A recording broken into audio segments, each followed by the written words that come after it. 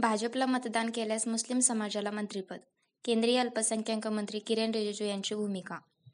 मुस्लिम समाजाची मते भाजपला मिळत नाहीत. या समाजाने भाजपला मतदान केल्यास त्यांनाही खासदार किंवा मंत्री केले जाईल, अशी भूमिका केंद्रीय संसदीय कामकाज आणि अल्पसंख्याक मंत्री किरेन रिजिजू यांनी येथे मांडली.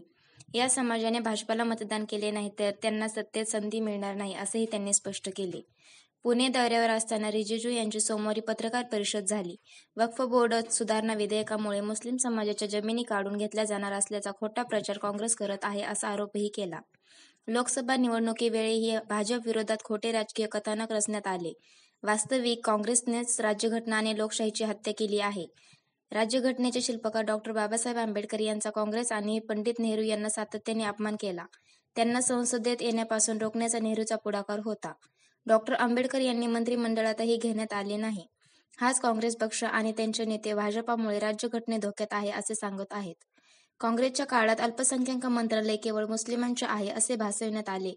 अल्पसंख्याक समुदायाची दिशाभूल केली. देशाविरुद्ध शक्तींचा वापर करून काँग्रेस नेते राहुल गांधी परदेशात कार्यक्रम घेतात. देशात अल्पसंख्याक सुरक्षित नाहीत, अशी विधाने ते करतात.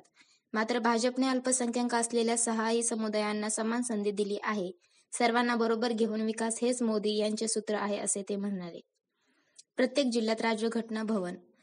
राज्यातील प्रत्येक जिल्ह्यात राजघटना भवन उभारण्यात येणार आहे. त्यादृष्टीने मुख्यमंत्री एकनाथ शिंदे आणि उपमुख्यमंत्री देवेंद्र फडणवीस यांच्या समवेत चर्चा करण्यात आली आहे.